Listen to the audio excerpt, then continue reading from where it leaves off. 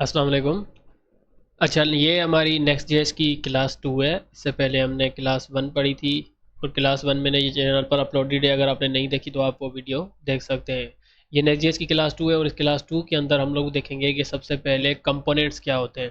ठीक है, कंपोनेंट्स क्या होते हैं और उसके बाद टीएसएक्स क्या होता है, पेज क्या होते हैं और टेलीमेंट सीएसएस किस तरह से काम करती है हम लोग वो देखेंगे।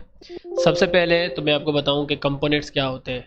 Component is a basic building block. ठीक है, ये उसकी थोड़ी सी डेफिनेशन है जो कि आप लोगों को पढ़ लेनी चाहिए। इसकी बहुत बड़ी डेफिनेशन होती है पर मैं आप लोगों को एग्जांपल्स के साथ बताऊंगा ताकि आप लोगों को पता चल जाए कि कंपोनेंट्स असल में होते क्या हैं। कंपोनेंट्स क्या है? Component is a basic building block. Block की तरह मतलब आपने देखी होगी ना कि अगर ब्लॉक से जिससे घर बनता है, एक ब्लॉक रखा हमने, फिर उसके ऊपर दूसरा ब्लॉक रखा, फिर हमने उसके ऊपर तीसरा ब्लॉक रखा, इस तरह से पूरी एक दीवार बनती है। तो ये क्या होते हैं? ये एक बेसिक बिल्डिंग ब्लॉक्स होते हैं कि एक एक करके हम लोग वेबसाइट का एक एक छोटा छोटा पार्ट बनाते जाते हैं, which create a specific part of a website. अच्छा, ये क्या करते हैं? ये एक वेबसाइट का एक पार्ट बनाते हैं और ये क्या होता है? ये एक रीयूजेबल कंपोनेंट है। ठीक है। अच्छा, किस तरह से होता है? हम लोग थोड़ा सा थ्योरी पे नहीं जाते, कोडिंग की तरफ जाते हैं। मैं अपना लास्ट प्रोजेक्ट ओपन कर लेता हूँ जो कि मैंने बनाया था। अच्छा, प्रोजेक्ट आप लोगों ने बनाया था, आप लोगों के पास काफ़ी एरर्स भी आ रहे थे मुझे पता है, लेकिन जिस तरह से आप लोगों का बन गया था, ठीक है, आप लोग जितने मुझे स्क्रीनशॉट शेयर कर रहे थे तो आप लोगों का सही बना था। यहाँ तक आप लोगों ने, काफ़ी सारे स्टूडेंट्स ने बना लिया था। अगर किसी को कोई और प्रॉब्लम आती है तो वो मुझे इनबॉक्स में मैसेज कर सकता है।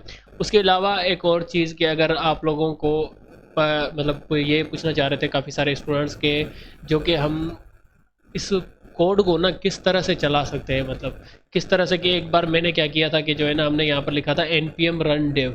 ठीक है, अब npm run dev कैसा, हर बार आप लोगों को लिखना पड़ेगा? बिल्कुल, आप लोगों को जब भी आप लोग प्रोजेक्ट ओपन करेंगे ना, ये आप लोगों ने देखना है कि आपका ये जो कोड है किस तरह से काम कर रहा है। तो आप लोगों को ये हर बार लिखना पड़ेगा। मतलब कि एक बार अभी मैं आया, मैंने क्या किया, इसको स्टार्ट कर दिया, ये मैंने सर्वर स्टार्ट कर दिया, समझे कि ये हमारी इंजन अब चल गई है। अब मैं जो भी यहाँ पर काम करूँगा मुझे ये क्या करेगा, ब्राउज़र पर नज़र आएगा। ठीक है, इस नेक्स्ट जेएस के अंदर हम लोग H T M L C S S अपना टाइप स्क्रिप्ट और टेलवेंट सी एस एस को ना मिलाकर लिखेंगे ताकि आप लोगों को उसका लॉजिक आ जाए। जब आप लोग लिखेंगे N P M run dev तो ये आपका सर्वर स्टार्ट हो जाएगा। आप यहाँ पर आएंगे, थोड़ा सा एक इसके ऊपर होल्ड करके रखेंगे तो ये आपको फॉलो लिंक का ऑप्शन आ जाएगा। ऐसे आपको इसको कॉपी करके भी वहाँ पर पेस्ट कर सकते हैं। मैंने फॉलो लिंक पर क्लिक किया है तो ये ऑटोमेटिकली रीडायरेक्ट होकर मेरे पास क्रोम में ओपन हो चुका है। आप लोग वैसे भी इसको कॉपी करके यहाँ पर आकर पेस्ट करेंगे और इंटर करेंगे तो ये आपके पास चल जाएगा। अच्छा, ये थोड़ी सी स्टार्ट में लोडिंग लेता है, उसके बाद आप उसके अंदर जो भी अपना एडिशन करते जाते हैं तो ये खुद ब खुद री रेंडर हो जाता है। ठीक है, रेंडर होने का क्या मतलब है कि वो खुद रिफ़्रेश हो जाता है। ठीक है, रिफ़्रेश होकर आपके पास ये आ जाता है। अच्छा, इसके अलावा काफ़ी सारे ऐसे स्टूडेंट्स हैं जिनके पास यहाँ पर लाइन्स आ रही थी, बहुत सारी लाइन्स, मतलब वाइट वाइट कलर की अजीब सी लाइन्स। वो इसलिए आ रही थी क्योंकि आप लोगों ने जब हमारे पास अपनी ग्लोबल सी एस एस है ना, इसके अलावा सिर्फ इन 3 लाइन के अलावा नीचे की जो भी सी एस एस थी ना, आप लोगों ने वो सब रिमूव करनी होती है। आप लोगों ने नहीं की, इस वजह से वो आप लोगों के पास लाइन्स आ रही थी। अच्छा, हम लोग किस में के अंदर काम कर रहे थे? हम लोग काम करते हैं ज़्यादातर एस आर सी और ऐप फोल्डर के अंदर। ठीक है, एस आर सी के अंदर एक ऐप फोल्डर है, उस पर अगर मैं क्लिक करूँ तो ये फाइल्स उसके अंदर है। किसके अंदर? ऐप फोल्डर के अंदर है। और मेन फाइल जो है हमारी वो page dot T S x है। ठीक है, मेन फाइल क्या है हमारी? Page dot T S x है। इस फाइल को हम लोग छेड़ते नहीं है, फिलहाल के लिए इस फाइल को यहीं पर रहने देते हैं। मैं आप लोगों को बताता हूँ कंपोनेंट क्या होते हैं। ठीक है, कंपोनेंट एक फंक्शन होता है जो कि हमारा एक रीयूजेबल ब्लॉक बनाता है, जिससे हम लोग अपनी वेबसाइट के छोटे छोटे पार्ट्स बनाते हैं। अगर आपने मॉड्यूल्स पढ़ रखा है तो आप लोगों को मेरी बात से बिल्कुल रिलेट कर सकते हैं। अच्छा, मैं क्या करूँगा, मैंने इस ऐप के फोल्डर पर क्लिक किया और यहाँ पर एक फ़ोल्डर बना रहा हूँ कंपोनेंट्स का। आप लोग भी बना सकते हैं कंपोनेंट्स। ठीक है, मैंने एक फ़ोल्डर बना दिया। अच्छा, फ़ोल्डर बना के बाद इस फ़ोल्डर का देख लें, ये नज़र के यहाँ पर एरो राइट साइड पर है। अगर मैं इस पर क्लिक करूँगा तो ये डाउन साइड हो जाएगा। अब मैं जो भी फ़ोल्डर बनाऊँगा, यहाँ पर जो फाइल बनाऊँगा वो इस फ़ोल्डर के अंदर बनेगी। अगर मैं इसके ऊपर क्लिक नहीं करता तो वो फाइल इसके अंदर नहीं बनती। ठीक है, अब ये ओपन हो चुका है। अब मैंने यहाँ पर एक और फाइल बनानी है। किसकी? हम लोग क्या करते हैं ना, एक वेबसाइट का एक नेव बार बनाते हैं। मैंने कहा नेव बार। ठीक है, अच्छा, नेव बार मैंने बना लिया। अब नेव बार का फोल्डर बनाया है मैंने कहाँ पे? कंपोनेंट्स के अंदर। याद रहे, किसके अंदर? कंपोनेंट्स के अंदर मैंने एक नेव बार का फोल्डर बनाया है। अब मैं क्या करता हूँ, इस फोल्डर के अंदर एक फाइल बनाता हूँ जिसका नाम रखता हूँ page dot T S x. ठीक है, अच्छा, यहाँ पर देखें TSX क्या है। ठीक है, TSX के अगर मैं आप लोगों को यहाँ पर दिखाऊँ, यहाँ पर आ जाते हैं हम लोग। TSX जो होता है ना, ये क्या है, एक टाइप स्क्रिप्ट XML है।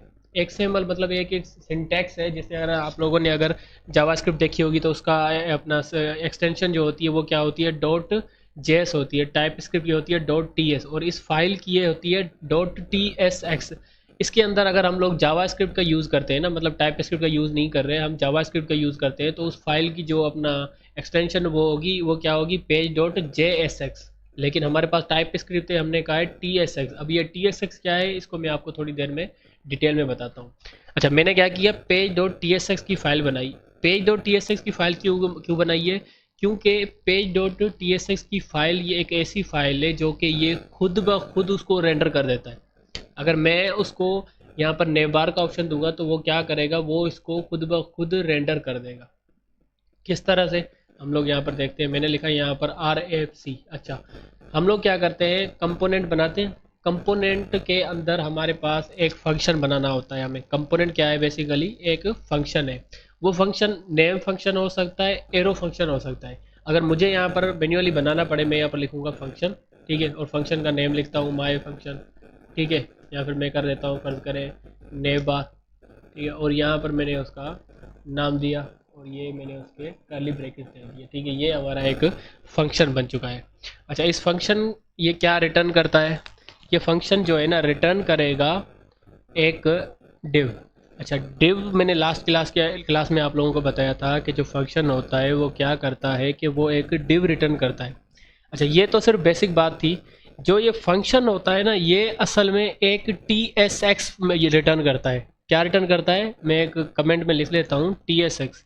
वो क्या रिटर्न करता है, TSX। अब TSX क्या है, TSX जो होती है ना, आपने पढ़ा होगा कि HTML की फाइल होती है डॉट HTML। क्यों, क्योंकि उसके अंदर पूरी HTML लिखी हुई है।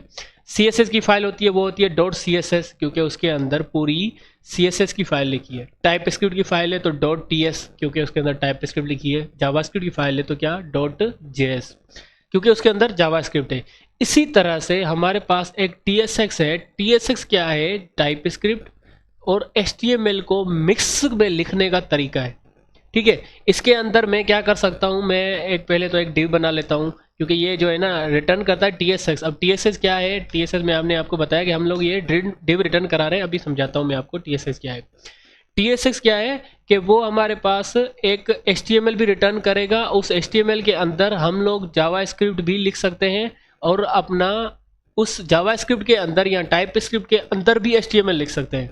कि ये एक ऐसी एक्सटेंशन है जिसके अंदर हम HTML भी लिख सकते हैं और HTML के अंदर टाइप स्क्रिप्ट भी लिख सकते हैं, ठीक है। अगर टाइप स्क्रिप्ट लिखी है तो उसके अंदर HTML भी लिख सकते हैं। ये फंक्शन बनाया मैंने, ये फंक्शन किस में बनाया मैंने, टाइप स्क्रिप्ट में, ठीक है। अब ये रिटर्न क्या कर रहा है, HTML रिटर्न कर रहा है। अब HTML के अंदर मैं अपनी टाइप स्क्रिप्ट का कोड बना सकता हूँ। मैं उसके अंदर वेरिएबल लिख सकता हूँ, मैं उसके अंदर एक और फंक्शन बना सकता हूँ, मैं उसके अंदर मैप मेथड यूज़ कर सकता हूँ। क्यों, क्योंकि वो TSX है। TSX के अंदर मतलब कि HTML है, HTML के अंदर हम टाइप स्क्रिप्ट यूज़ कर सकते हैं, या फिर टाइप स्क्रिप्ट है तो टाइप स्क्रिप्ट के अंदर हम लोग HTML भी यूज़ कर सकते हैं, इसलिए उसको कहते हैं TSX, ठीक है। अच्छा, यहाँ पर ये रिटर्न कर रहा है हम लोग एक HTML का पेरेंट एलिमेंट, ठीक है। ये क्या कर रहा है, रिटर्न कर रहा है HTML का पेरेंट एलिमेंट। हमारे पास पेरेंट एलिमेंट्स होते हैं तो इसलिए हम लोग यहाँ पर रिटर्न करवा रहे हैं, जिसके अंदर सारी चीज़ें आ जाए, मतलब एक हिस्सा होगा उस वेबसाइट का।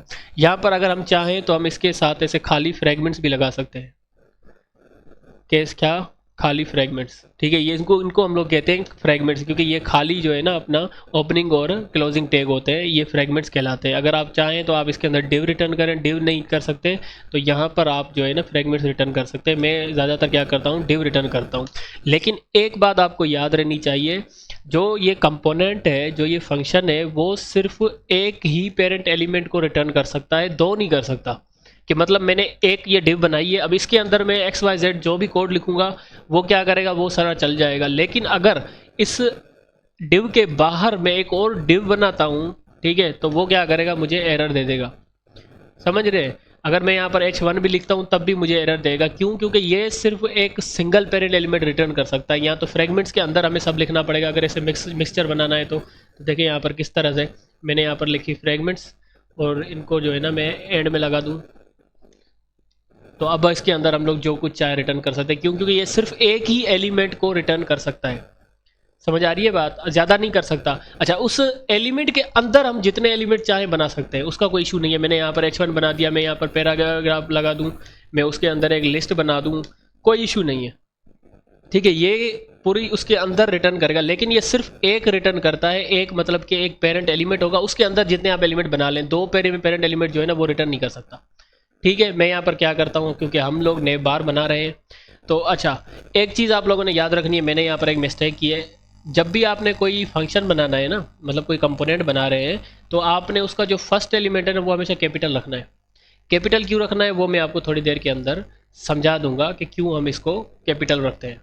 अच्छा, ये हमारे पास क्या रिटर्न कर रहा है, हम क्या करते हैं, एक डिव रिटर्न करवा देते हैं कि भाई डिव है हमारे पास, डिव है। डिव के अंदर हम लोग क्या करते हैं, हम लोग जो है ना एक नेव बार बनाते हैं।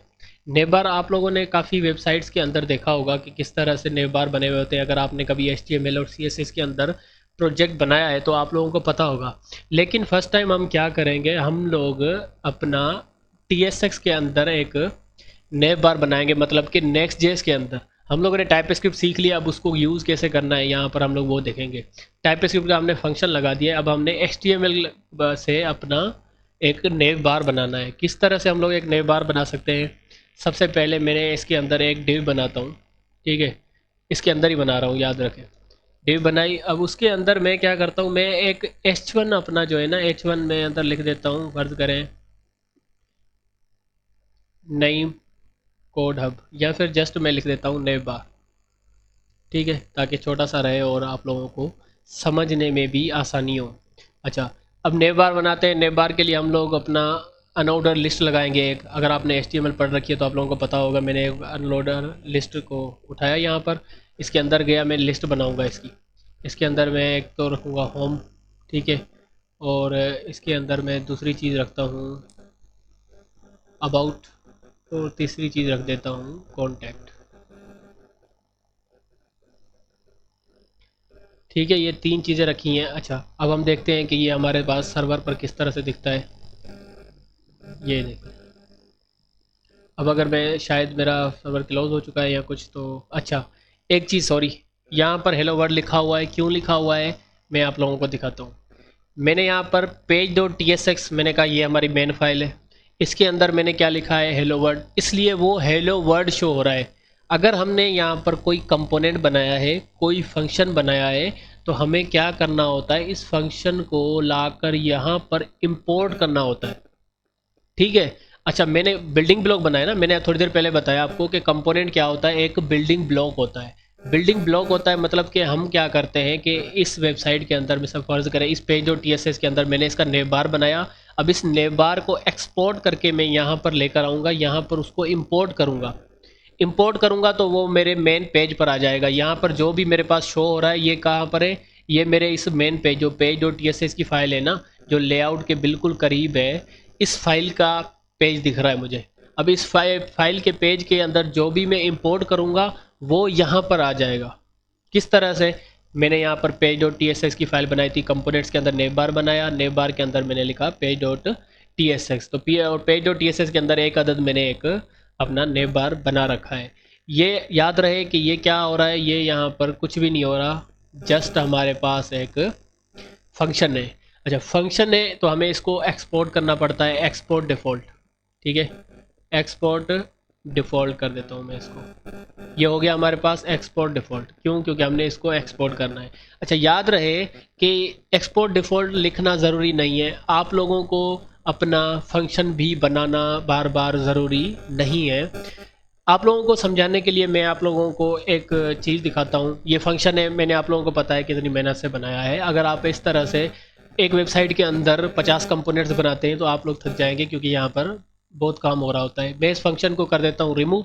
ठीक है, रिमूव करने के बाद हमारे पास एक एक्सटेंशन आती है।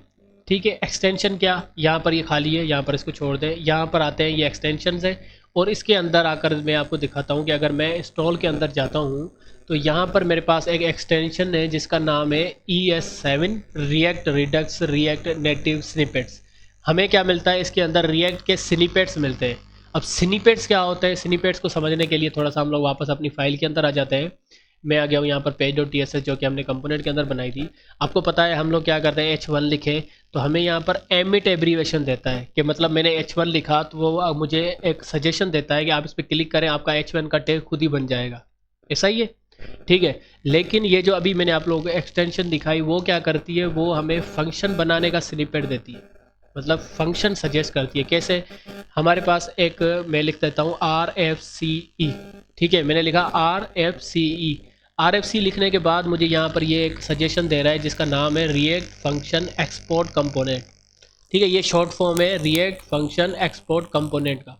RFC लिखा मैंने, जैसे इस पर क्लिक करूँगा मेरे पास एक बना बनाया फंक्शन आ जाएगा, जो कि ये फंक्शन का नाम भी इसने खुद इस फाइल को देखकर रख लिया है, रिटर्न के अंदर भी उसने एक डिव बना दी है और यहाँ पर उसको एक्सपोर्ट डिफ़ॉल्ट भी कर दिया है। हम लोग इसको यहाँ पर भी एक्सपोर्ट डिफ़ॉल्ट कर सकते हैं, नीचे से भी कर सकते हैं, ये एक्सपोर्ट डिफ़ॉल्ट हो जाता है, ठीक है। ये इस तरह से हमारे पास फंक्शन बन जाता है। एक बार और मैं आप लोगों को करता हूँ कि आप लोगों ने अगर इस एक्सटेंशन को इंस्टॉल करके, ये जो हमारे पास एक्सटेंशन है ये वाली अगर आप इंस्टॉल करके अपना नेबार के अंदर आते हैं और यहाँ पर लिखते हैं RFCE, तो हमारे पास क्या बन जाता है, रिएक्ट फंक्शन एक्सपोर्ट। एक चीज़ यहाँ पर देखें, मैंने इस पर क्लिक किया, मेरे पास फंक्शन बन गया। कौन सा फंक्शन बना है, नेम फंक्शन, ठीक है। फंक्शन की वीडियो में हमने पढ़ा था फंक्शन के टाइप्स होते हैं, नेम फंक्शन बना है हमारे पास फंक्शन और वहाँ पर उसका नेम आया है। क्या हो गया अगर मुझे यहाँ पर एरो फंक्शन बनाना हो, ठीक है, एरो फंक्शन बनाना हो, किस तरह से बनाऊंगा, मैं इसको रिमूव करता हूँ, फिर से मैं लिखूंगा RFCE लिखेंगे तो हमारे पास रिएक्ट कंपोनेंट फंक्शन आएगा, एक्सपोर्ट फंक्शन। अगर हम लिखें RAFCE, ठीक है, तो हमारे पास क्या आता है, react arrow function export component, ठीक है, react arrow function export component. अगर मैं इस पर क्लिक करूँ तो मेरे पास ये एक अदद एरो फंक्शन बनकर आ जाता है और ये खुद ब खुद अपना एक्सपोर्ट भी हो रहा है, ठीक है। मुझे यहाँ पर बस एक नेव बार का एक अपना फंक्शन बनाना था, मैं यहाँ पर इसका नाम लिख देता हूँ नेव बार और यहाँ से एक्सपोर्ट में भी मैं इसका नाम नेव बार कर देता हूँ कि भैया आप नेव बार को एक्सपोर्ट करो, पेज तो अब हमारे पास है ही नहीं, ठीक है। यहाँ पर हमारे पास एक डिव है जिसके अंदर हम लोग अब अपना एक नेव बार बनाएंगे जो कि हमने थोड़ी देर पहले बनाया था। ये हमारे पास थोड़ा सा गलती से आ गया, मैं इसको रिमूव कर देता हूँ। अच्छा, हम क्या करेंगे, सबसे पहले एक डिव है हमारे पास, उसके अंदर एक डिव बनाएंगे नेव बार के लिए। नेव बार के अंदर हम लोग नेव बार की डिव के अंदर आ गए। अच्छा, यहाँ पर जो है ना मैं क्या करता हूँ कि मैं इसको इसके अंदर एक H1 एक अदद फिलहाल के लिए हम लोग H1 लिखते हैं। मैंने H1 लिखा जिसके अंदर मैं लिख रहा हूँ नेव बार, ठीक है। मैंने इसको कंट्रोल एस किया, ये इस तरह से आ गया। याद रहे एक डिव बनाई है मैंने, जो कि फंक्शन है वो क्या रिटर्न कर रहा है, एक डिव रिटर्न कर रहा था। उस डिव के अंदर मैंने एक नेव बार की डिव बना के उसके अंदर नेव बार किया H1 लिखा है, बस और कुछ नहीं लिखा। लेकिन ये हमें हमारे पेज पर शो नहीं होगा।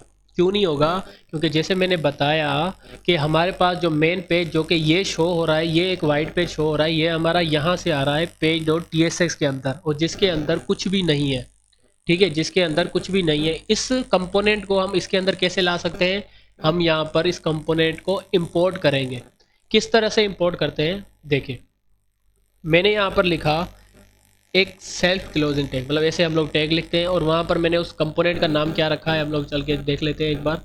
मैंने इस कंपोनेंट का नाम लिखा है नेबा। अगर मैं इसको कॉपी करूँ और इस पेज डॉट TSS की फाइल में वापस आऊँ और मैं यहाँ पर लिखता हूँ एक ऐसे, ठीक है, हमने एक टैग स्टार्ट करना है और उसके अंदर मैं पेस्ट कर देता हूँ नेबा, ठीक है, पेस्ट कर दिया उसका नाम। अब यहाँ पर जैसे ही मैंने इसका नई बार मैंने लिखा, अब हम इसको क्लोज करते हैं। क्यों, क्योंकि ये एक सेल्फ क्लोजिंग टैग है। एक टैग होता है हमारे पास, ठीक है, जिस तरह से H1 अगर है तो यहाँ पर ये एक स्टार्टिंग टैग है और ये उसका क्लोजिंग टैग है, ठीक है। इसके अंदर दो टैग्स होते हैं, दो टैग्स होते हैं ना HTML के अंदर या पैराग्राफ के अंदर, एक स्टार्टिंग टैग होता है और क्लोजिंग टैग जैसे डिव के अंदर है। लेकिन जब हम किसी कंपोनेंट को इंपोर्ट करते हैं वो क्या होता है, वो सेल्फ क्लोजिंग होता है, मतलब जस्ट स्टार्ट हो रहा है और यहीं पे क्लोज भी हो रहा है, ठीक है। ये क्या हो रहा है, यहीं से स्टार्ट हो रहा है और यहीं से क्लोज भी हो रहा है, ये एक सेल्फ क्लोजिंग टैग है। अच्छा, अब जब हमने इसको नेव बार लिखा है तो ये इंपोर्ट नहीं हुआ, इंपोर्ट हमें इधर ऊपर करना पड़ता है। किस तरह से करना पड़ेगा, मैं इसको कहता हूँ कि भाई इंपोर्ट करो, ठीक है। किसको इंपोर्ट करो, नेव बार को। कहाँ से इंपोर्ट करो, कहाँ से इंपोर्ट करेगा वो इंपोर्ट करेगा नेबर फ्राम, मैं इसको देता हूँ ये डबल टैक्स और यहाँ पर मैं इसको एक लाइन दूंगा कि भाई आप बाहर जाओ, किसके अंदर जाओ, आप जाओ कंपोनेंट्स के अंदर, नहीं उसको बाहर नहीं जाना, उसको इस तरह से कंपोनेंट्स डॉट लिखेंगे तो ये क्या करेगा, इस फाइल से बाहर आएगा। फाइल से जैसे ही बाहर आएगा स्लैश लगाई तो मुझे ये वाला कंपोनेंट शो हो रहा है। ठीक है, ये वाला फोल्डर शो हो रहा है। मैंने इस कंपोनेंट के फोल्डर पे क्लिक किया और दोबारा से मुझे स्लैश लगानी पड़ेगी तो ये क्या होगा, नेव बार उसके अंदर जो एक फ़ोल्डर है वो शो हो रहा है। ठीक है, ये शो हुआ तो मैंने इसको दोबारा से स्लैश लगाई तो मुझे उसके अंदर की जो फाइल है ना page.tsx मुझे वो शो हो रही है और मैंने इस पर क्लिक किया। लेकिन अगर मैं जस्ट अच्छा देखें, यहाँ पर मैंने इसको क्लिक किया, यहाँ से एरर चला गया। अच्छा एरर चला गया, क्या हमारा कंपोनेंट यहाँ आ गया? देखें यहाँ पर बिल्कुल हमारा नेव बार आ चुका है। ठीक है, हमने क्या किया है, जस्ट यहाँ पर एक कंपोनेंट की फोल्डर बनाया है, नेव बार का फोल्डर, उसके अंदर page.tsx की फाइल बनाई है कि मतलब हमने एक सेपरेट जगह पर अपना एक नेव बार बनाया। उस नेव बार को यहाँ पर हमने एक्सपोर्ट किया है, जो कि हमारे पास खुद ही एक सजेशन आ रही थी फंक्शन बनाने की, तो ये खुद ही ऑटो डिफ़ॉल्ट हो रहा है, ऑटो एक्सपोर्ट डिफ़ॉल्ट हो रहा है। अब इसको हमने यहाँ पर क्या किया है, जस्ट इंपोर्ट किया है page.tsx को। अगर आप लोगों को ये चीज़ जो है ना, ये चीज़ समझ नहीं आई कि किस तरह से हुआ, आप लोग इसको रिमूव करें। ठीक है, आसान तरीका, ये जो हमारे पास अपना नेव बार लिखा हुआ है इस पर डबल क्लिक करें और कंट्रोल स्पेस दबाएं। जैसे ही कंट्रोल स्पेस आप लोग दबाते हैं तो ये आपको बता देगा कि ये नेव बार का जो कंपोनेंट है ये कहाँ बना हुआ है। ये बना हुआ है कंपोनेंट्स के अंदर, नेव बार के अंदर page.tsx। अगर मैं इस पर जस्ट क्लिक करता हूँ तो देखें ऑटो इम्पोर्ट हो चुका है। ये क्या हो चुका है, ये ऑटो इम्पोर्ट हो चुका है। ठीक है, किस तरह से इंपोर्ट हो चुका है, जस्ट हमने इस पर डबल क्लिक किया था, कंट्रोल दबाकर स्पेस दबाया था तो ये हमारे पास खुद ब खुद इंपोर्ट हो चुका है। अगर मैं इसको दोबारा से रिमूव करता हूँ, मैं आपको दोबारा दिखाता हूँ, जब हम इसको सेल्फ क्लोजिंग टैग इसका लिखेंगे तो ये हमारे पास एरर देगा। अगर एरर पर हम लोग डबल क्लिक करें और कंट्रोल एस दबाएं तो ये हमें खुद ही सजेस्ट करता है कि ये जो नेव बार का कंपोनेंट आप इंपोर्ट करना चाहते हैं ये कहाँ पर है, कंपोनेंट्स के अंदर नेव बार है, नेव बार के अंदर page.tsx है। अगर आप इस पर क्लिक कर देते तो ये ऑटो इंपोर्ट हो जाता है। इस तरह से हमने इसको इंपोर्ट कर दिया। अच्छा ये क्या किया, ये एक अदद हमारा कंपोनेंट है। ठीक है, मैं आपको यहाँ पर लिख लेता हूँ अपना, सॉरी मैं यहाँ पर आपको बता देता हूँ कि ये एक हमारा एक अदद कंपोनेंट है। अच्छा नेव बार का कंपोनेंट है, जस्ट यहाँ पर ये काम करना था, बस इसको इंपोर्ट करना था।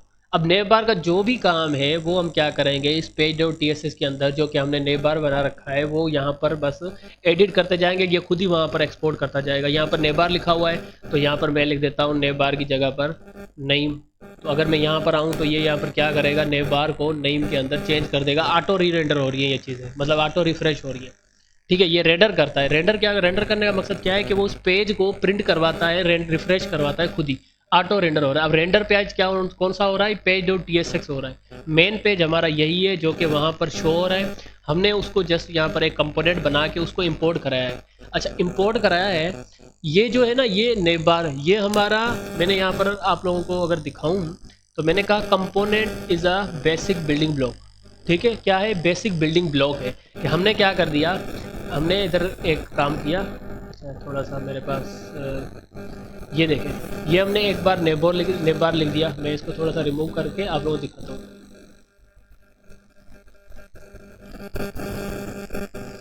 ये थोड़ी सी मेरे पास लोडिंग कर रहा है, पता नहीं क्यों। बहरहाल ये देखें, ये हमारे पास आ रहा है हमारा नेव बार।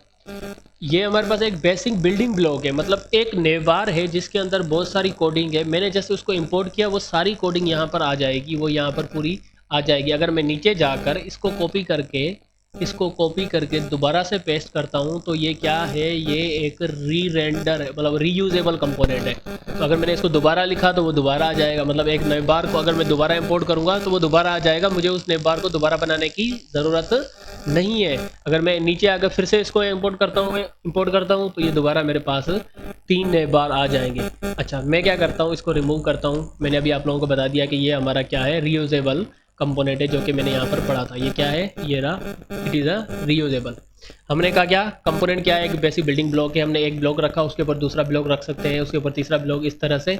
और which create a specific part of website, वो वेबसाइट का एक स्पेसिफिक पार्ट बनाता है। जिस तरह से हमने एक नेव बार बनाया, इस तरह से हम लोग उसका जो मेन पेज है, हीरो सेक्शन जिसको हम कहते हैं, वो बना सकते हैं। हेडर सेक्शन भी एक पार्ट है, मतलब अलग अलग सारी चीज़ें एक अलग अलग कंपोनेंट्स के अंदर बना के हमने जस्ट यहाँ पर इम्पोर्ट करवानी है। ठीक है, अब ये क्या है, ये रीयूजेबल है, हम जितनी मरतबा चाहें इसको यूज़ कर सकते हैं। अब रीयूजेबल को क्यों करेंगे हम लोग, क्योंकि एक वेबसाइट के अंदर तो नेव बार एक बार ही होता है। ठीक है, हम क्या करेंगे, उस नेव बार को नहीं, सही चले नेव बार तो एक होता है, लेकिन उस नेव बार के बाद एक बटन होता है, जो कि बटन तो बहुत सी जगह पर यूज़ हो रहा होता है। आप लोग किसी भी वेबसाइट पे चले जाएं, आप लोगों को नज़र आ जाएगा। फ़र्ज़ करें मैं यहाँ पर आ जाता हूँ कि कौन सी वेबसाइट, नेक्स्ट.जेएस वेबसाइट आ जाता हूँ मैं, ठीक है। नेक्स्ट.जेएस पर, नेक्स्ट.जेएस की वेबसाइट पे आते हैं।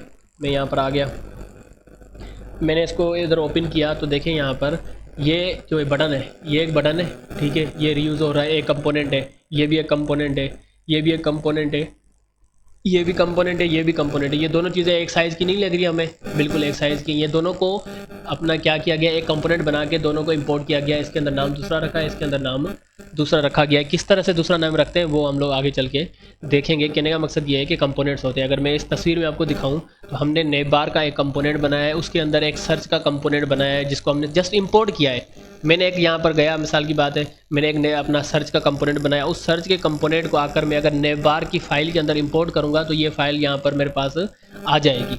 इसी तरह से हमने साइड बार का कंपोनेंट है वो बनाया। अब यहाँ पर देखें, ये जो अपना चौरस से एक आप लोगों को अपना पेज दिख रहा है, बड़ा पेज जो है वो क्या है, वो हमारा पेज.tsx है।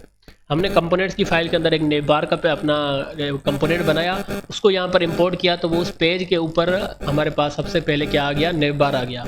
उसके नीचे मैंने साइड बार का दूसरा बनाना है तो साइड बार आ जाएगी। उसके बाद मैंने मेन बटन यहाँ पर लगाने तो वो आ जाएगा। ये बटन है, बटन का जो है ना एक कंपोनेंट बनाया मैंने, इसको यहाँ पर यूज़ किया, फिर से इधर भी इसको इंपोर्ट कर दिया, इधर भी इंपोर्ट कर दिया, तो ये क्या हो गया, ये रीयूज़ हो रहा है, ठीक है। अच्छा, यहाँ पर हम लोग ना अपना नेबार को बना लेते हैं, ठीक है।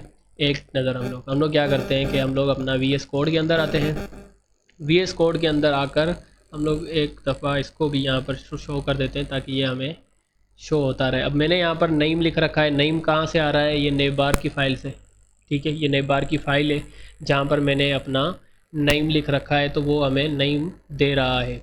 यहाँ पर मैंने लिखना है जस्ट नेबार, और यहाँ पर हम लोग क्या करेंगे, इसको बार बार नहीं, मतलब उसको हमने इंपोर्ट कर रखा है। अगर हम इसके अंदर कोई चेंजेस करते हैं तो वहाँ पर हमें ये चेंजेस शो हो रहे होंगे। मैंने यहाँ पर लिखा नेबार, ठीक है। यहाँ पर ये नेम से चेंज होकर खुद ही ऑटोमेटिकली नेबार हो गया है, देखें, ठीक है।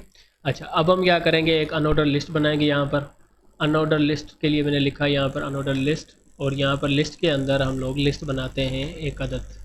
अब यहाँ पर लिस्ट के अंदर मैं लिख देता हूँ, जैसे कि फ़र्ज़ करें, या लिस्ट नहीं बनाते, इसके अंदर हम लोग एंकर टैग लिखते हैं, ठीक है।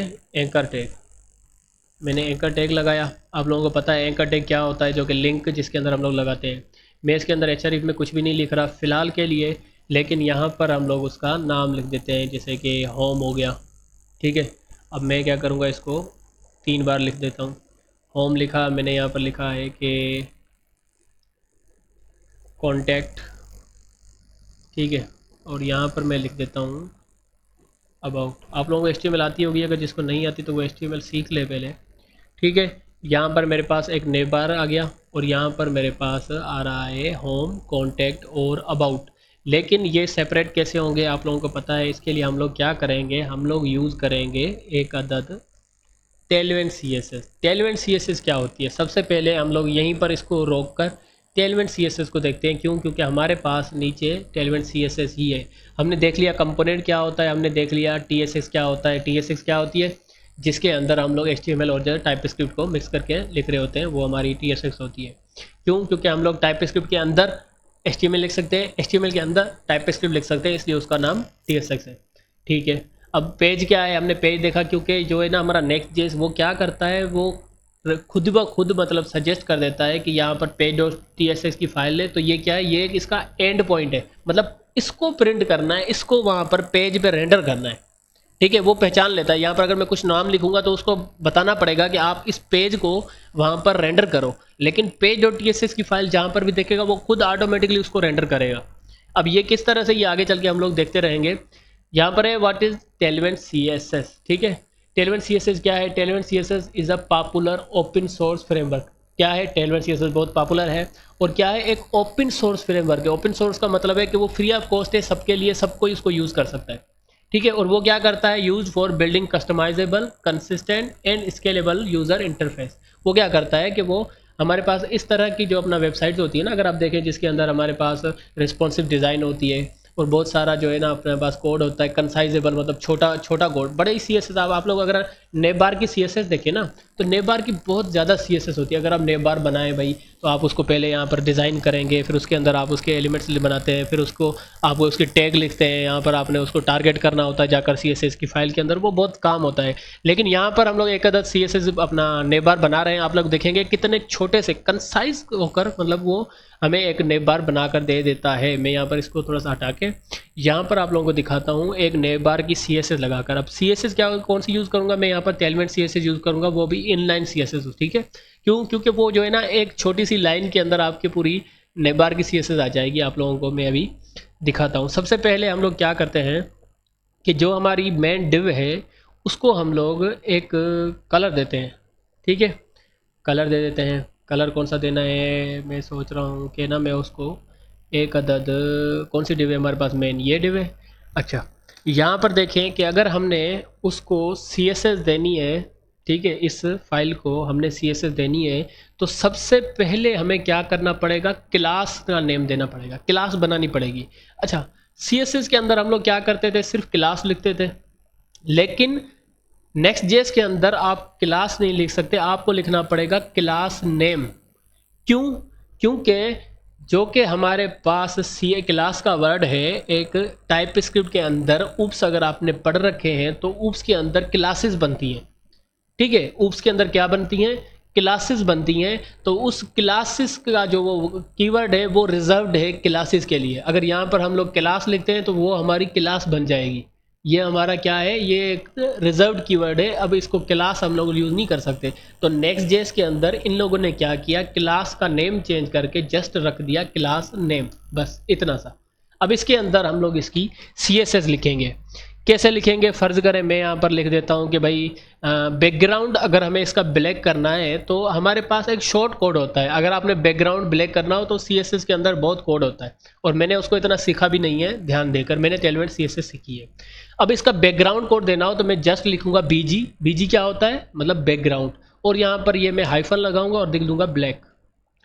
जस्ट ब्लैक लिखूंगा और इसका बैकग्राउंड ब्लैक हो गया। देखें ये एक नज़र, ये हमारे पास उसका बैकग्राउंड क्या हो गया, ब्लैक हो गया, ठीक है।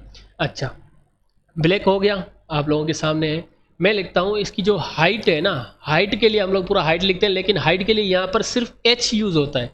मैंने लिखा H, हाइफन देता हूँ और मैं लिख देता हूँ कि भाई इसकी हाइट 2 होनी चाहिए, ठीक है। कितनी होनी चाहिए, 2 होनी चाहिए। वो कितनी हो गई, देखें 2 हो गई। अब मैं इसको 4 करके देख लेता हूँ, 4 करके देखता हूँ तो ये थोड़ी सी बड़ी होगी। 6 करके देख लेता हूँ, अगर 6 करके देखता हूँ ये थोड़ी सी और बड़ी होगी। मैं इसको डायरेक्ट क्या करता हूँ, 12 कर देता हूँ। 12 कर दिया तो ये हमारा पूरा का पूरा नेव बार बन गया। लेकिन क्या हुआ कि जो हमने इसके अंदर टेक्स्ट लिख रखा था उसका कलर ब्लैक था, वो इसके अंदर छुप गया। अच्छा चलें, छुप गया तो कोई बात नहीं। हम लोग क्या करते हैं, हम लोग इस ये जो हमारी दूसरी डिव है इस पर अब हम CSS अप्लाई करेंगे, क्योंकि हमने नेव बार बनाना था। मेन हमारा जो कंपोनेंट है, ये जो हमारी ये डिव थी, ये वाली मेन वाली बाहर वाली ये सबसे बड़ी जो डिव थी, उसको हमने एक कंपोनेंट बना दिया कि भाई आपकी साइज़ बस कितनी होगी, 12 होगी, ठीक है, हाइट 12 होगी, और जो आपका बैकग्राउंड ब्लैक होगा, क्योंकि हमने अगर दूसरे कंपोनेंट बनाने तो वो यहाँ पर भी आएंगे इसलिए, ठीक है। अच्छा, यहाँ पर हमने इसकी एक बैकग्राउंड बना दिया।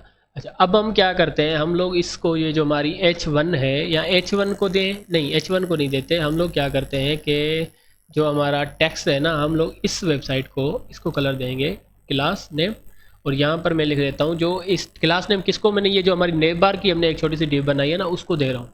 अब मैं इसको कहता हूँ कि जो टेक्स्ट है ना हमारा टेक्स्ट, उसको क्या करो, हाइफन लगा के, हमने यहाँ पर वहाँ पर चेंज करना पड़ता है कि भाई फिलहाल को टारगेट करो जाके, ये नहीं, इसके अंदर जस्ट टेक्स्ट लिखा, टेक्स्ट को आप क्या करो, येलो, ठीक है, येलो करके हाइफन लगाऊंगा। और अगर यहाँ पर आप लोगों को एक और एक्सटेंशन डाउनलोड करनी है, एक्सटेंशन उससे क्या होगा, उससे ये होगा कि अगर यहाँ पर आप कंट्रोल स्पेस दबाते हैं तो वो आपको सजेशन देगा कलर्स की कि आपने कौन सा कलर लगाना है। अपना टेलमेंट CSS के अंदर हमने अगर टेक्स्ट को कलर देना है तो हमें लिखना पड़ेगा टेक्स्ट हाइफन येलो, कौन सा कलर करो, येलो। और येलो की जो है ना वो उसकी स्ट्रेंथ कितनी होनी चाहिए, मतलब उसकी कैपेसिटी कितनी होनी चाहिए या ओपेसिटी, ठीक है, तो वो कितनी होनी चाहिए। मैं करूँ अगर 100 करूँगा तो ये हल्का सा लाइट हो जाएगा टेक्स्ट, यहाँ पर देखें हल्का सा लाइट हो चुका है। लेकिन अगर मैं इसको 200 करता हूँ तो ये कितना हो जाता है, थोड़ा सा और डार्क लाइट होगा। मैं अगर इसको 300 करता हूँ तो ये थोड़ा सा और डार्क हो जाएगा। देखिएगा एक नज़र हुआ।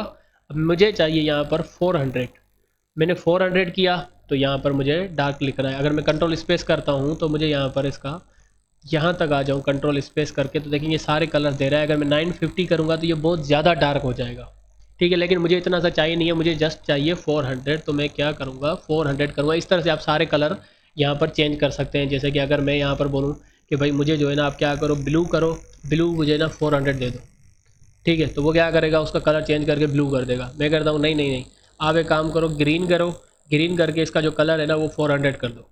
तो वो क्या करेगा उसका कलर ग्रीन करेगा और ग्रीन करके 400 कर देगा। लेकिन मुझे यहाँ पर येलो चाहिए क्योंकि मुझे येलो अच्छा लगता है। तो मैं क्या करूँगा जस्ट येलो लिखूँगा और यहाँ पर उसको लिखूँगा कि भाई आप येलो मुझे 400 दे दो। तो यहाँ पर इसका कलर क्या हो जाएगा येलो होगा और येलो के बाद 400 होके आ जाएगा। अच्छा, क्योंकि हम लोग यहाँ पर एक अदद नेव बार बना रहे थे तो हम लोग क्या करते हैं उसकी CSS भी लिखते हैं, ठीक है। अच्छा, हमने क्या किया डिव की जो हमारी मेन डिव थी नेव बार की उसको हमने कलर दे दिया टेक्स्ट ब्लैक। अब मैं यहाँ पर इसको एक और चीज़ देता हूँ। अगर आप लोगों ने देखा हो तो हम लोग CSS के अंदर यूज़ करते हैं डिस्प्ले फ्लैग्स। क्यों? क्योंकि ये चीज़ें हमारे पास फ्लैग्स हो जाती हैं। मैं आप लोगों को यहाँ पर थोड़ा सा दिखाता हूँ डिस्प्ले फ्लैग्स। आप लोगों ने CSS सीख रखी होगी मुझे उम्मीद है, ठीक है। नहीं सीखी तो आप लोगों को ज़रूर सीखनी चाहिए क्योंकि टेलवेंट CSS सीखने के लिए आप लोगों को CSS आनी चाहिए ताकि आप लोगों को पता हो वहाँ पर और इसके अंदर क्या फ़र्क है। वहाँ पर तो CSS बहुत बड़ी लिखनी पड़ती है, यहाँ पर बहुत शॉर्ट लिखनी पड़ती है। खैर, आप लोगों को लिखना पड़ता था डिस्प्ले फ्लैग्स, लेकिन हमें यहाँ पर इतना बड़ा कोड लिखने की ज़रूरत नहीं है। हम लोग जस्ट लिखते हैं यहाँ पर फ्लैग्स। और जस्ट फ्लैक्स लिखने से क्या होता है आप लोग देख सकते हैं ये उठकर यहाँ पर उसके साथ फ्लैक्स हो चुका है, फ्लेक्सिबल ये चीज़ हमारी हो चुकी है। अच्छा, मैं क्या करता हूँ हम लोग यहाँ पर इसको डायरेक्ट लिखते हैं अब जस्टिफाई बिटवीन। इस तरह से हम लोग जस्टिफाई बिटवीन लिखते हैं उसके अंदर। तो अगर मैंने इसके अंदर जस्टिफाई बिटवीन किया तो ये नेव बार हमारा लेफ्ट में हो गया और ये सारे हमारे जो नेव बार के कंपोनेंट्स थे जो एक अपने ऑप्शन थे वो सारे राइट साइड पर आ चुके हैं एंकर टैग वाले। अच्छा, यहाँ पर मैं क्या करता हूँ इसको मैं कर देता हूँ एक और चीज़ क्या करनी चाहिए आइटम सेंटर, ठीक है। आइटम सेंटर कर देता हूँ मैं इसका। अब ये क्या होगा ये ऊपर से उठ के इसके आ जाना भाई, नहीं आ रहा क्या? नहीं आ रहा, खैर है, नाराज़ हो गया। अच्छा, यहाँ पर एक और चीज़ आप लोग देखेंगे कि हमारे पास H1 टैग है, ठीक है। H1 टैग के अंदर क्लासेस में जाता हूँ मैं, क्लास नेम, क्योंकि हमने इसको क्लास देनी है। अभी मैंने देखा था क्लास क्या होती है, हमने इसको क्लास दी। अब मैं कहता हूँ कि आप ना ये जो टेक्स्ट है ना नेव बार का ये बहुत छोटा है। आप क्या करो इस टेक्स्ट को क्या करो हाइफन लगा के। अब यहाँ पर अगर मैं कंट्रोल स्पेस कराऊँ तो ये आपको सजेशन में बताएगा कि आप टेक्स्ट को क्या क्या चीज़ें कर सकते हो। हम लोग उसको टेक्स्ट को लेफ्ट वगैरह कर सकते हैं, लेकिन इसकी साइज़ बढ़ाने के लिए हम लोग यहाँ पर लिखेंगे भाई टेक्स्ट को 2 एक्स्ट्रा। अच्छा, मैं यहाँ पर अगर लिखता हूँ जो MD तो वो क्या करेगा उस टेक्स्ट को मीडियम कर देता है, ठीक है। लेकिन मैं यहाँ पर अगर लिखता हूँ कि आप क्या करो टेक्स्ट को 2 एक्सेल कर दो तो वो क्या करेगा टेक्स्ट को 2 एक्सेल कर देगा, जो कि आप लोग यहाँ पर देख सकते हैं। अगर मैं जस्ट एक्सेल करता हूँ, एक्सेल से कुछ होता है क्या? एक नज़र देख लेते हैं, होता है? हाँ हो गया ना, देखो इतना बड़ा नेव बार हमारा आ चुका है। अच्छा, मैं यहाँ पर लिख देता हूँ इसके भाई आप क्या करो बस, ठीक है, इतना सा। अच्छा, एक और चीज़ जो कि हमने इसके अंदर ऐड करनी है वो ऐड करना है यहाँ पर मार्जिन। क्यों? क्योंकि ये नेव बार है हमारा बना हुआ है लेकिन यहाँ पर इसके ये बिल्कुल दीवार से चिपका हुआ है। तो मैं क्या करूँगा इस H1 को यहाँ पर, कहाँ गया H1, ये रहा हमारा। तो मैं इसको देता हूँ मार्जिन। अब मार्जिन देने के लिए हमें कुछ और नहीं लिखना पड़ता, जस्ट M लिखना पड़ता है, ठीक है। अगर आप लोगों को इसका नहीं पता, समझ नहीं आ रही, तो अगर आप टेलवेंट CSS की वेबसाइट में जाएंगे तो आप लोगों को यहाँ पर ये टेलवेंट CSS की वेबसाइट है, ठीक है। इसके अंदर आप जाएँ तो इसकी डॉक्यूमेंटेशन है कि आपको जो यहाँ पर चीज़ें मिल जाएंगी। ये इंस्टॉल करना पड़ता है लेकिन नेक्स्ट.js के अंदर बाय डिफ़ॉल्ट हमें इंस्टॉल किया हुआ ये मिल जाता है क्योंकि हमने जो है ना शुरू में बनाते हुए इसके सीख लिए थे। अच्छा, अगर आप जाते हैं यहाँ पे और मैं यहाँ पर लिखता हूँ कि भाई जो मेरे पास है ना अपना कोई भी ऐसा कोड जो कि आपने CSS के अंदर सीख रखा है और आपने यहाँ पर देखना है कि यहाँ पर उसकी जो CSS है वो किस तरह से लिखी जाती है, तो आप लोग यहाँ पर आएंगे सर्च बार के ऑप्शन में। सर्च क्यों नहीं हो रहा? हो जाना यार, नेट स्लो है मेरे पास। मैं एक बार फिर से क्लिक करता हूँ और मैं यहाँ पर लिख देता हूँ जैसे कि फ्लेक्स, ठीक है। ये हमारे पास बहुत सारी चीज़ें हैं। बहरहाल मैं काफ़ी कम ही इसके अंदर आता हूँ तो मुझे इतनी ज़रूरत नहीं पड़ती। मैं टेम्पलेट्स के अंदर चला जाता हूँ, यहाँ पर हमें बने बनाए टेम्पलेट्स भी मिल जाते हैं वेबसाइट्स के। और ये हमारी टेलवेंट CSS की वेबसाइट है। अगर मैं इसके अंदर मेन होम पेज पे क्लिक करता हूँ तो ये देखें ये हमारा किसको सपोर्ट करता है, रिएक्ट को, नेक्स्ट.js को। ये थोड़ी देर पहले लिखा भी हुआ था। अच्छा, ये हमारी टेलवेंट CSS की वेबसाइट है। इसके अंदर काफ़ी सारे हमें लेआउट्स मिल जाते हैं बने बनाए। आप इसको कॉपी करके भी वहाँ पर रख सकते हैं क्योंकि ये हमारे कंपोनेंट्स होते हैं।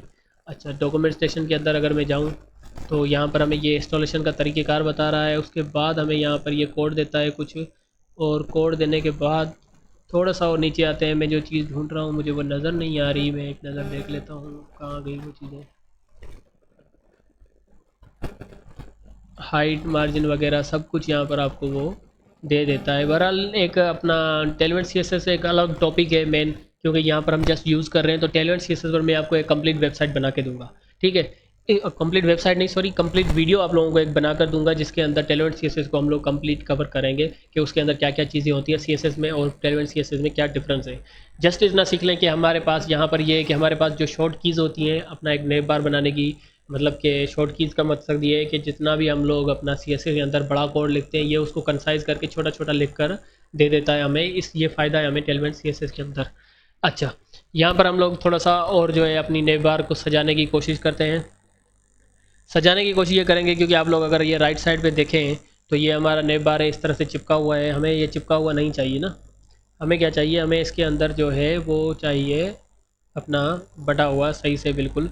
तो मैं यहाँ पर चाहता हूँ, मुझे यहाँ पर इन दोनों के बीच में गैप चाहिए। तो मैं गैप किसको दूंगा, ठीक है। सॉरी, मार्जिन की बात हो रही थी, पहले हम लोग मार्जिन की बात कर लेते हैं फिर उसकी गैप की बात करते हैं। मार्जिन देने के लिए हमें जस्ट यहाँ पर मार्जिन लिखना पड़ता है, और मार्जिन यहाँ पर कितना देना है, हमने 2 देना है। मैं देखता हूँ, तो अगर आप देखें ये कौन सी है, हमारा एलिमेंट है H1 है, इसको मैं यहाँ पर मार्जिन देता हूँ तो ये हमारे पास थोड़ा सा उठ के यहाँ पर साइड पे आ चुका है, ठीक है। आप लोग एक नज़र दोबारा से मैं आप लोगों को दिखाता हूँ कि अगर मैं इसको ये हटा दूँ तो ये वापस चला जाएगा नीचे। देखिएगा एक नज़र, ये चला गया। अगर मैं इसको मार्जिन देता हूँ तो ये 2, मार्जिन क्या होता है, बाहर से एक साइज़ होती है जो इसका स्पेसिटी बढ़ा देती है। तो मैंने इसको मार्जिन दिया तो ये ऊपर से नीचे आ चुका है। अच्छा, अब हम क्या करेंगे, इन इन लोगों के बीच में थोड़ा सा गैप चाहिए, हमें गैप चाहिए, और इनको भी थोड़ी सी मार्जिन चाहिए पर राइट से चाहिए। अच्छा, यहाँ पर एक चीज़ याद करें, अगर मार्जिन हमने लेफ़्ट से ऐड करनी है तो हमें लिखना पड़ेगा M मतलब मार्जिन, L मतलब लेफ़्ट, और हाइफन लगा के 2 लिखना पड़ेगा, ठीक है। तो यहाँ पर देखेंगे आप लोग, यहाँ पर थोड़ा सा हमें जस्ट इसको मार्जिन मिला है। वैसे अगर मैं मार्जिन करूँगा तो वो सारी जगहों पर अप्लाई होता है, मतलब वो हर जगह से मार्जिन ले लेता है। अगर मैं जस्ट मार्जिन कर रहा हूँ तो वो क्या कर रहा है, वो हर जगह से मार्जिन ले लेगा। देखें, हर जगह से उसने पूरे में ले लिया, ठीक है। तो इस तरह से ये हम लोग इसको मार्जिन दे सकते हैं। मार्जिन लेफ्ट देना हो तो ML लिखेंगे और उसके बाद वो मार्जिन देंगे। अगर राइट देना हो तो MR लिखेंगे, अगर टॉप देना हो तो MT लिखेंगे, अगर बॉटम देना हो तो MB लिखेंगे। इस तरह से हमें उसको मार्जिन दे सकते हैं। अच्छा, नेव बार के बाद हम अपना H1 के बाद हम लोग आते हैं अपना एक अनऑर्डर लिस्ट के अंदर। मैं आप लोगों को ये नेव बार बना के इसलिए सिखा रहा हूँ ताकि आप लोगों को पता चले कि नेक्स्ट जेस के अंदर किस तरह से चीज़ें काम करती हैं, ठीक है। हम लोग आ गए अपनी UL की लिस्ट में। अब UL की लिस्ट में आने के बाद हम क्या करेंगे, सबसे पहले CSS देने के लिए इसको क्लास नेम देंगे। क्लास नेम मैंने इसको दे दिया। अब हम क्या करेंगे कि हम ना इसको मार्जिन दे देते हैं लेफ़्ट से, ML लिख देता हूँ और मैं इसको 2 दे देता हूँ। क्या ये 2 उठाएगा? बिल्कुल उठाएगा, क्यों नहीं उठाएगा, उठा ले भाई। नहीं उठा रहा, क्यों नहीं उठा रहा, क्योंकि जो है ना मार्जिन लेवल हमने शुरू शुरू में स्टार्ट में दिया है। ये थोड़ी सी चीज़ें जो है ना आगे जाकर दी जाती हैं। तो हमें इसको क्या करता हूँ, सिंपल ही सिंपल एक फ्लेक्स कर देता हूँ इन सारी चीज़ों को पहले। क्या ये फ्लेक्स होती हैं? हो जाएंगी बिल्कुल। फ्लेक्स करने के बाद मैं क्या करूँगा, इसको गैप दे दूँगा सबको। किसका? 4 गैप दे देता हूँ। गैप हो गया उनके बीच में, ठीक है। अब अगर मैं मार्जिन लेफ़्ट देता हूँ तो कितना आएगा, सॉरी मार्जिन लेफ़्ट तो देना ही नहीं था, मार्जिन राइट देना था क्योंकि ये राइट साइड पर है इसलिए नहीं आ रहा था। आ गया मार्जिन राइट, 3 कर देता हूँ। थोड़ा सा और अंदर आ गया, 4 कर देता हूँ। थोड़ा सा और 4, 4 पे यहाँ पर सही है, मुझे तो यहाँ पर बिल्कुल सही लगता है। अगर आप लोगों को है तो फिर आप लोग मुझे बताइएगा। अच्छा, यहाँ तक हमारे पास ये बड़ा अच्छा बन चुका है। अच्छा, ये एक और चीज़ है कि यहाँ पर देखें, ये हमें कर्सर खुद ही व खुद कौन सा मिल रहा है, पॉइंटर मिल रहा है। लेकिन अगर हम लोग लगाना चाहें तो हम लोग इस पर लिख सकते हैं कि भाई आप ना क्या करो, कर्सर कर्सर पॉइंटर कर दो। कोई सा पॉइंटर करेंगे तो वो क्या करेगा, हमारे पास एक पॉइंटर इस तरह से आएगा, लेकिन वो बाय डिफ़ॉल्ट भी आ रहा है। नेव बार पे नहीं आ रहा, तो अगर मैं नेव बार पे करूँ तो क्योंकि ये नाम है और चाहिए भी नहीं हमें कि नेव बार पर जो है ना उसका कर्सर आई है। लेकिन मैं आप लोगों को सिखाने के लिए दिखा देता हूँ कि हमारे जो था, हम लिखते हैं कर्सर। कर्सर क्या होना चाहिए, क्या हो गया, क्यों सजेस्ट नहीं कर रहे भाई, कोई मसला है? Cursor pointer. तो अगर ऐसे है अभी तो थोड़ी देर बाद ये क्या हो जाएगा, ये ऐसे हो गया, बिल्कुल इसका कर्सर क्या हो गया, पॉइंटर हो गया। अच्छा, यहाँ पर एक और चीज़ हम लोग ऐड करके देख लेते हैं कि इसके ऊपर हवर इफेक्ट कैसे लगाते हैं हम लोग। आप लोगों ने वेबसाइट पे बनाते हैं ना अपने शौक से हवर इफेक्ट, आप लोग बड़ी डिज़ाइन करते हैं, लेकिन यहाँ पर जो है ना मैं थोड़ा सा आप लोगों को सिखा देता हूँ कि अगर हम लोगों को सिर्फ इन लिंक्स को हवर इफेक्ट देना हो तो हम क्या करेंगे। अगर मैं इस यूएल को दूंगा तो क्या करेगा, वो सारों पर एक ही बार में हो जाएगा। किस तरह से, यहाँ पर देखें, हवर इफेक्ट देने के लिए हम लोग क्या करते हैं, हम जस्ट लिखते हैं हवर। ठीक है, तो ये हमें सजेशन में दे देता है और मैं लिख देता हूँ कि आप भाई हवर हो तो अब क्या हो कि जो है ना इसका टेक्स्ट है ना वो क्या हो जाए, टेक्स्ट हो जाए वाइट। ठीक है, अगर मैं इसका टेक्स्ट वाइट करूँ तो हवर पर टेक्स्ट वाइट हो जाए अब, लेकिन पूरा हो रहा है।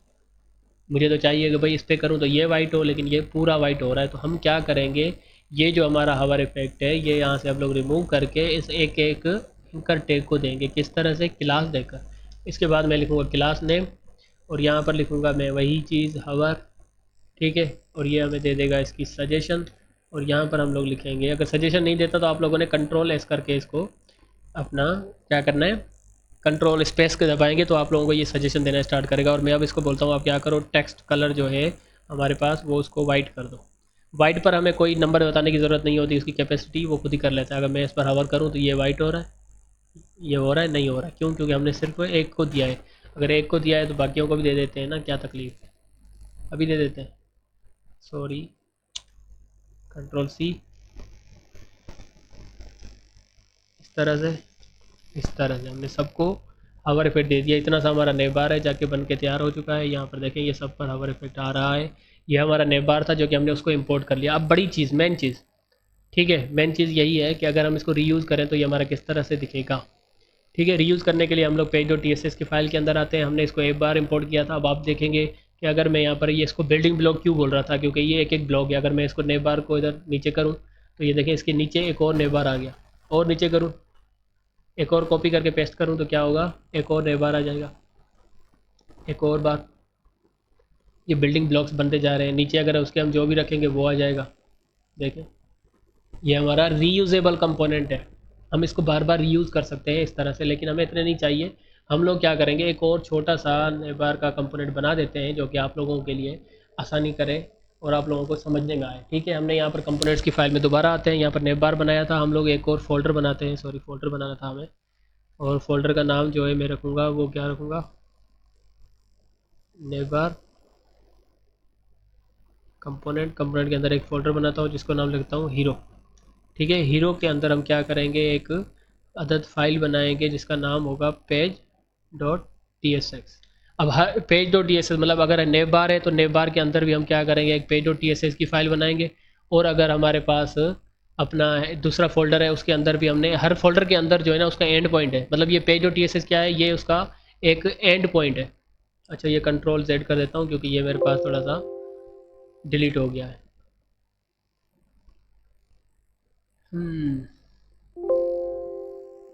क्रिएट हीरो,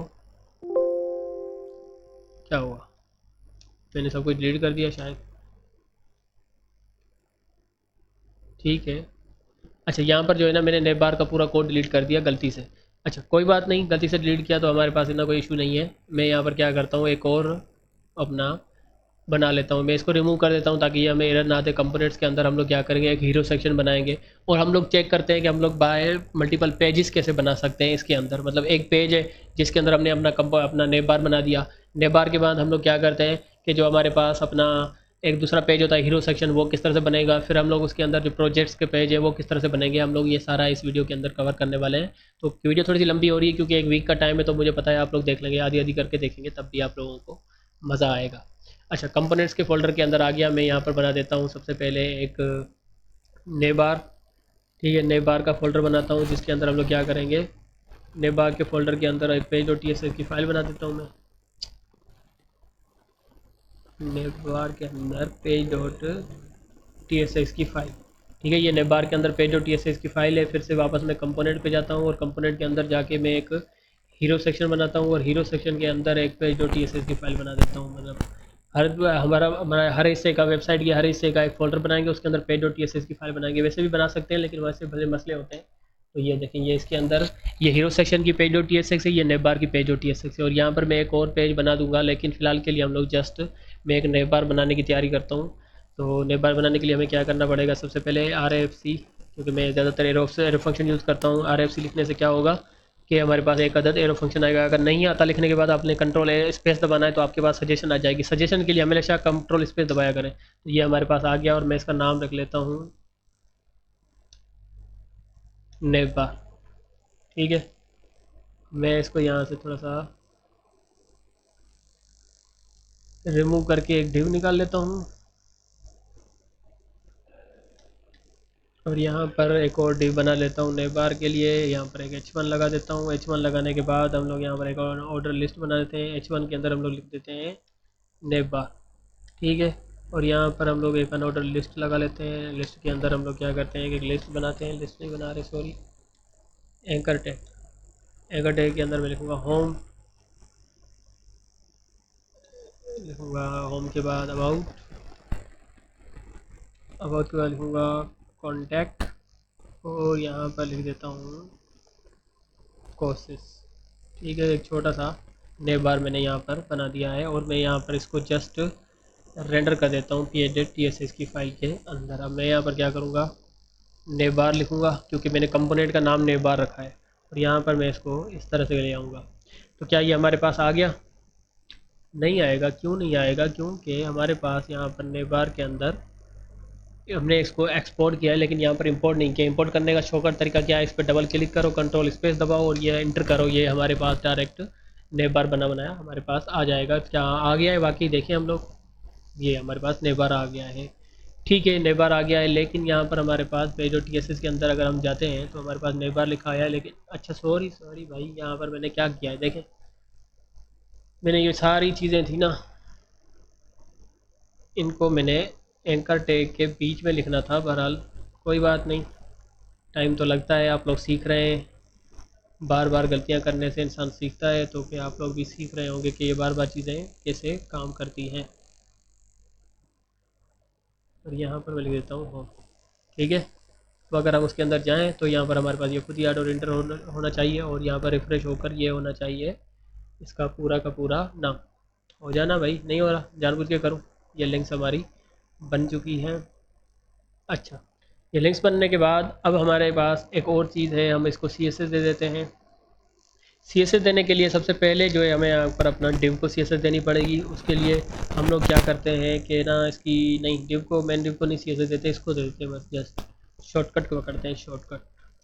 क्लास देंगे, क्लास बी जी ब्लैक, और क्या क्या रखूँ, टेक्स्ट कर देता हूँ चेंज येलो 400। क्या चेंज हो रहा है? बिल्कुल हो रहा है भाई, क्यों नहीं होगा। ठीक है, और उसके बाद हमने इसको फ्लैश करना है, फ्लेक्स करना है। उसके बाद जस्टिफाई बिटवीन कर देता हूँ सबको। हुआ, हो गया। अब इनके बीच में हम लोग क्या करते हैं, थोड़ा सा क्लास नेम देकर इसको मैं गैप दे देता हूँ। यही गलती होती है जब हम क्लास नेम को क्लास लिख देते हैं।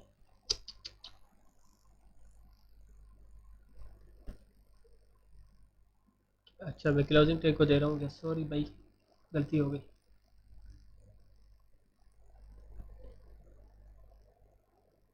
क्लास नेम हम लिख देते हैं गैप, कितना होना चाहिए, 4, काफ़ी है। एरर बहुत आते हैं इसके अंदर, याद रखिएगा, एरर बहुत आते हैं। क्या गलती कर दी मैंने यहाँ पर जो है एरर आ रहा है, कहाँ पे एरर, यहाँ पे, क्योंकि मैंने इसका जो है ना नाम चेंज कर दिया था, यूएल करके सेट कर दो। अब अब आ गया हमारे पास नेम बार की हाइट दे देता हूँ, क्योंकि इसकी हाइट जो है वो बहुत कम आ रही है, तो मैं इसको देता हूँ हाइट 12।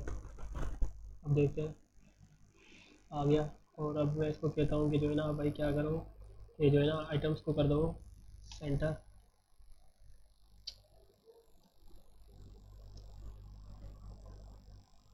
सेंटर हो रहा है क्या, नहीं हो रहा है? हो गए। अच्छा, इनके बीच में गैप नहीं हुआ क्या? हम लोग इनको थोड़ा सा लगा देते हैं फ्लैक्स, और गैप कर देते हैं इसके अंदर 4 का। गैप तो हो जाना चाहिए। हो गया। हम लोग क्या करते हैं, इसको मार्जिन दे देते हैं तो थोड़ा देता हूँ 4 मार्जिन। उसको भी दे देता हूँ मैं H1 को थोड़ा सा हम लोग क्लास दे देते हैं, क्लास नेम। और इसकी जो है ना हम लोग टेस्ट कर देते हैं इसका 2 एक्सल। ठीक है। और अपना क्या नाम है इसका, मार्जिन दे देते हैं लेफ़्ट से इसको 2 या 4 कर देता हूँ इसको। ठीक है, ये 4 हो गया। अच्छा, इसके बाद हमने क्या दिया था, इसको हावर इफेक्ट दिया था। हावर इफेक्ट भी हम लोग एक दे देते हैं, ताकि मैं आप लोगों को बार बार सिखा रहा हूँ, इस तरह से हमारी चीज़ें काम करती हैं। अच्छा, हावर इफेक्ट नहीं देते हम लोग, जस्ट जाते हैं अपने पेज और TSS की फाइल में। अब यहाँ पर हमारा हीरो सेक्शन है। ठीक है, हमने इसको इंपोर्ट कर रखा है। अब हमने यहाँ पर जो है ना एक और पेज लाना है, जिसको हम लोग यहाँ पर एक और लिखेंगे RFCE लिख देता हूँ या हीरो सेक्शन के अंदर। और यहाँ पर हम लोग इसका नाम लिख देते हैं हीरो। और हीरो के अंदर ये एक हमारे पास डिव बनी बनाई है, लेकिन मैं इसको रिमूव करके मैं यहाँ पर लिखूँगा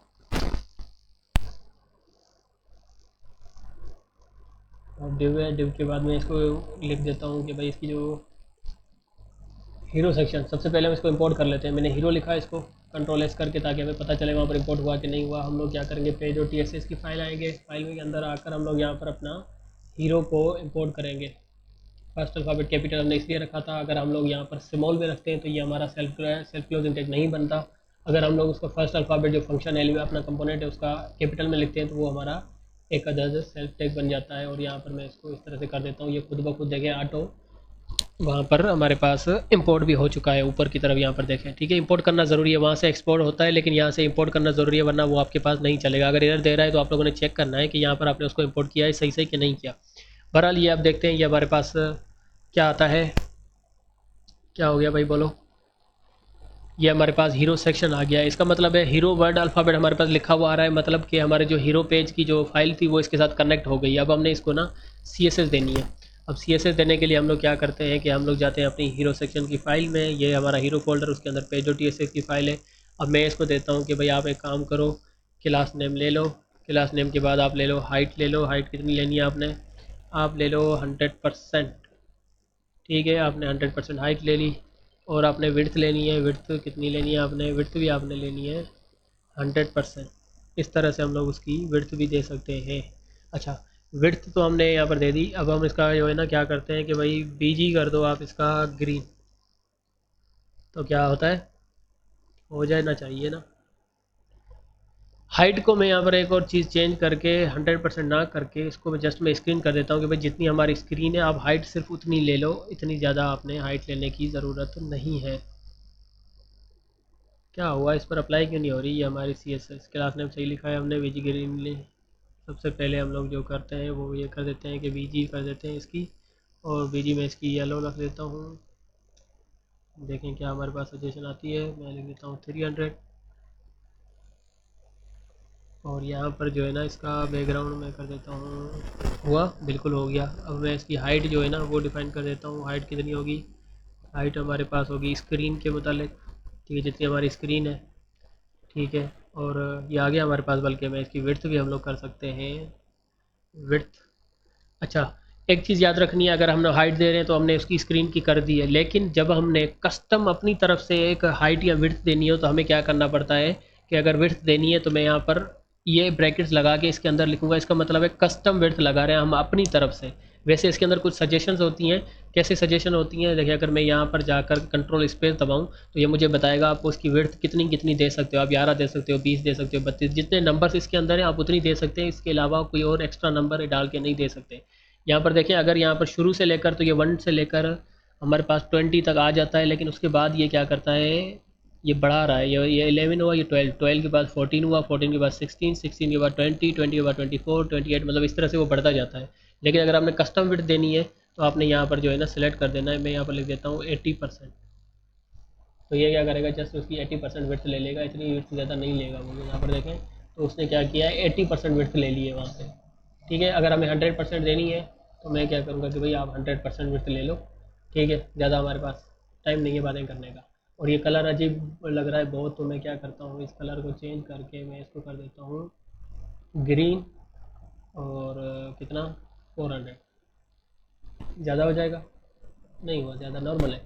ठीक है, ये हमारा हीरो सेक्शन है। उसके अंदर अगर हम कोई भी सी एस एस लिखेंगे तो वो हमारे पास एक अदर सी एस एस लिखी आ जाएगी। ये हमारा एक नई बात। आज तक के लिए क्लास में इतना काफ़ी है। नेक्स्ट क्लास के अंदर हम लोग बाकी चीज़ें सीखेंगे। उम्मीद करता हूँ आप लोगों को चीज़ें समझ में आई होगी। अगर आप लोगों को समझ में आई है तो आप मेरे चैनल को सब्सक्राइब करें, वीडियो को लाइक करें और कमेंट करके मुझे बताएं कि ये क्लास आप लोगों को कैसी लगी। तो इंशाल्लाह मिलते हैं नेक्स्ट क्लास के अंदर। थैंक यू, अल्लाह हाफिज़।